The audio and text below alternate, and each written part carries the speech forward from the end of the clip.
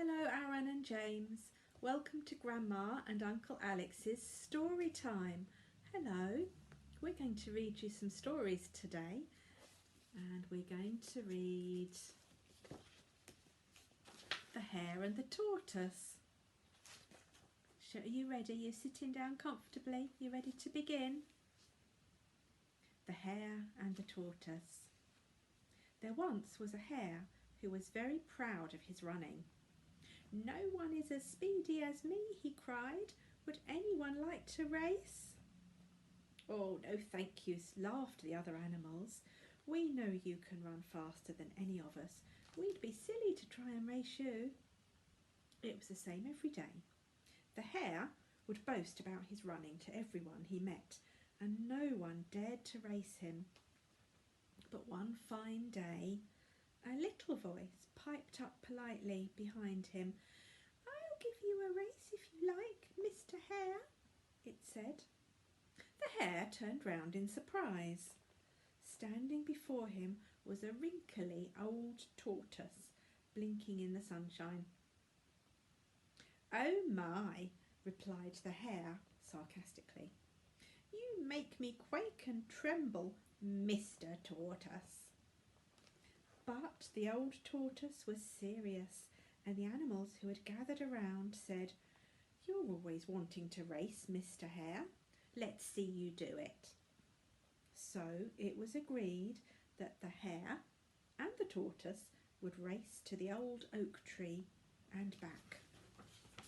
They're getting ready. "On your marks, get set, go!" yelled the squirrel, waving her tail, and the runners set off.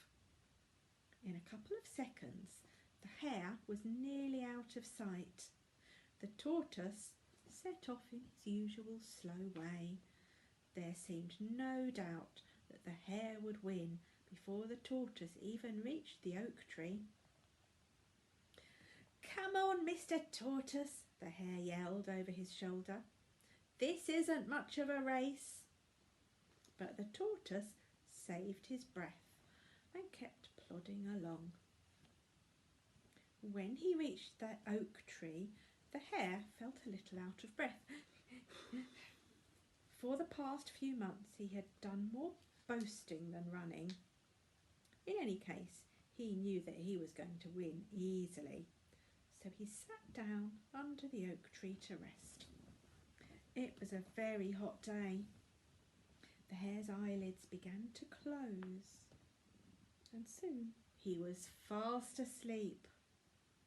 Now, all the time that the hare was dozing, the tortoise was ambling along. He took things steadily and never stopped for a rest. An hour later, the hare woke up under the tree. He could hear cheering in the distance. Leaping to his feet, he set off as fast as his little legs would carry him towards the finish line. He had never run so hard in his life. Surely he could catch the tortoise.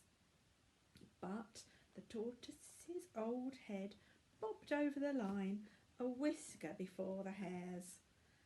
"Hooray for our new champion!" yelled all the animals. "I have heard that Mr. Hare hasn't been boasting so much lately. Being quick on your feet is a fine thing, but slow and steady wins the race," said Mr. Tortoise. And that's the end of the story. Thank you for listening. Now, is it time for bed? Yeah, night nights. We'll speak to you again soon, and we'll have another Grandma and Uncle Alex's story time. Night night all. Night.